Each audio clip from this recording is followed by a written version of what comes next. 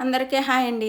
ఈ వంకాయలు చూడగానే ఎవరికైనా పచ్చడి చేసుకోవాలనిపిస్తుంది కదా! మా వారు కూడా 2 రోజుల క్రితమే తెచ్చి వంకాయ పచ్చడి చెయ్యి అన్నారండి. ఇదిగో చేస్తా, అదిగో చేస్తానన్నాను. కానీ ఈరోజు కుదిరిందండి. ఈరోజు కూడా చేయకపోతే ఇంక ఊరుకునేటట్టు లేరని వంకాయ నువ్వుల పచ్చడి అయితే చేస్తున్నాను. మీకు కూడా చూపించేటట్టు ఉంటుంది కదా అని వీడియో తీసానండి. ముందుగా స్టవ్ మీద మూకుడు పెట్టుకుని మూకుడు వేడయ్యాక తెల్ల నువ్వులను అయితే వేయించి పక్కన పెట్టుకున్నాను.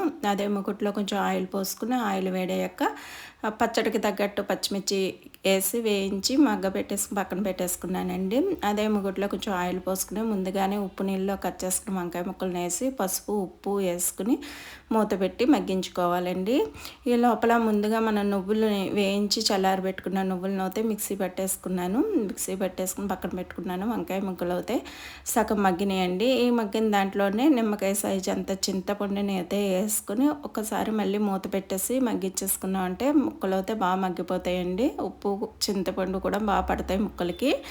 ఇంకా అలా మగ్గిపోయింది. ముక్కలు కూడా దగ్గరికి వచ్చేసినాయి కదండి. ఇంకా స్టవ్ ఆఫ్ చేసేసి వంకాయ ముక్కలను అయితే చల్లారి పెట్టేసుకున్నాను.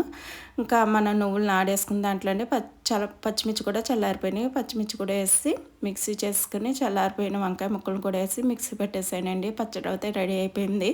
ఇంకా వేడి వేడి అన్నంలో నెయ్యి ఈ పచ్చడి వేసుకుని తింటే సూపర్ ఉంటుంది. తాలింపు కూడా పెట్టాను. మీకు ఇష్టం లేకపోతే పెట్టుకోక్కర్లేదు. పచ్చడి అయితే టేస్ట్ అదిరిపోయిందండి.